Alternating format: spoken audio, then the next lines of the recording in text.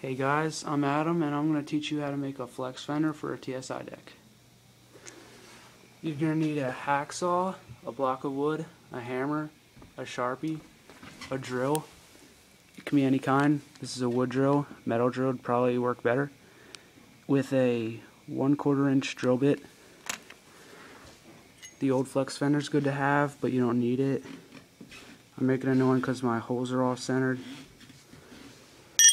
And you're going to need the aluminum that has to be 1 inch wide, 1/8 inch thick, and at least however long you want your break long.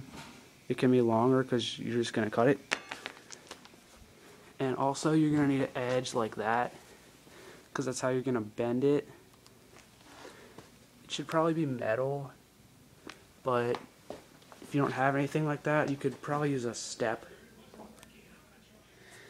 Alright, the first thing you're going to want to do is find out how long you want it.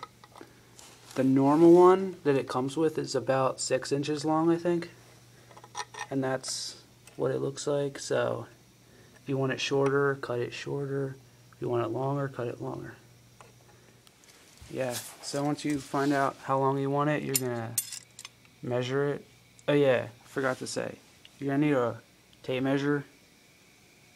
Yeah, sorry. And just use the Sharpie. Just mark where you want it. Yeah.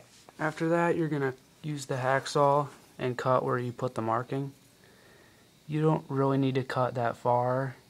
This is only like a quarter inch of the way, because it easily bends and snaps off. So yeah, once you have that cut out, the next thing you're going to do is to bend the bend right there. So you should do it about 2 3/4 of an inch. That's like what that is, like right there. You don't really need to be exact, just like put your finger on the marking. Take it over here and like either push it down or use the hammer. To make sure it's a good angle, just like put it against the deck where it would be and make sure it fits the wheel right. If you're not exactly sure, just make it a little more like up. Next thing you have to do is make the curve in the brick like that. And to do that, all you gotta do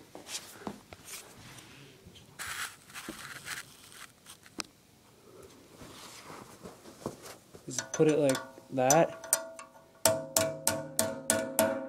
and just hammer it, move it all around, make it like a good curve.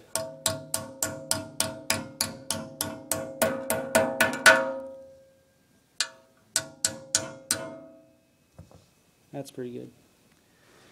After that, you're gonna get your deck plate. It doesn't need to be off like this, but put it in there and put it straight and use the Sharpie.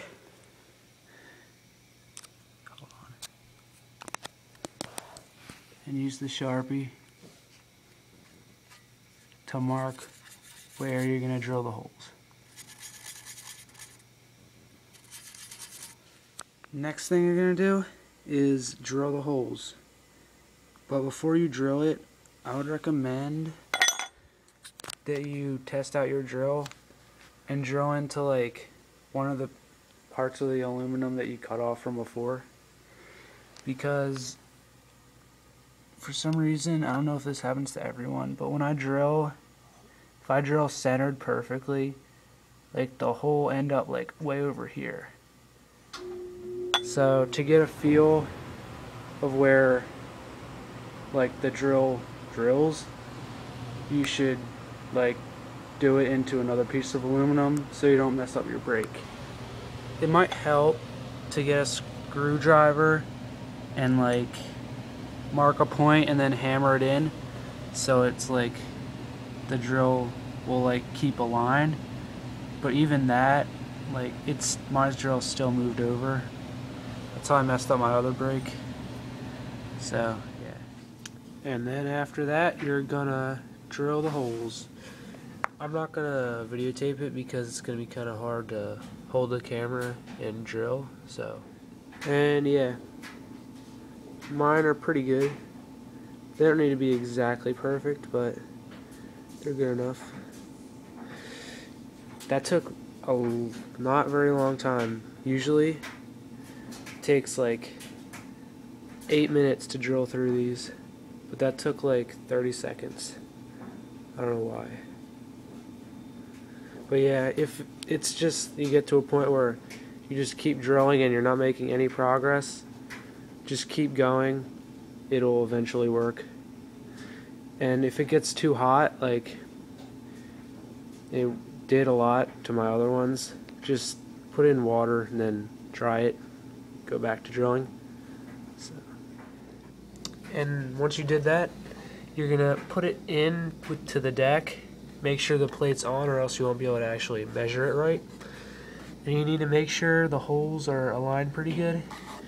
This one, the back one, is a little off, so I'm gonna, if it's a little off, just get a bigger drill bit and just drill through it again. With the one that's closest to the wheel, you don't want to do that too much, because the bigger the hole, the more likely it is to break. Because whenever they break, they usually break right here, like right across there. So you want to keep that hole as small as possible to keep it from breaking. Yeah, turned out pretty good. And once you have that, you need to make sure that when you press the brake, it doesn't carve into the wheel. Like the edge will like tear up the wheel. And if it is, it's no big deal. It's easy to fix. All you gotta do is get something, like anything. I'm just using this. Put it in here, and then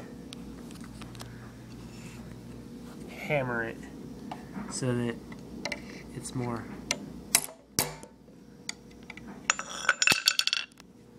kind of like that. Make sure the little thing doesn't, when it touches the wheel, it doesn't, the tip doesn't hit the wheel. Yeah. And then you're pretty much done. Should be pretty solid. Yeah. And then it's ready to ride.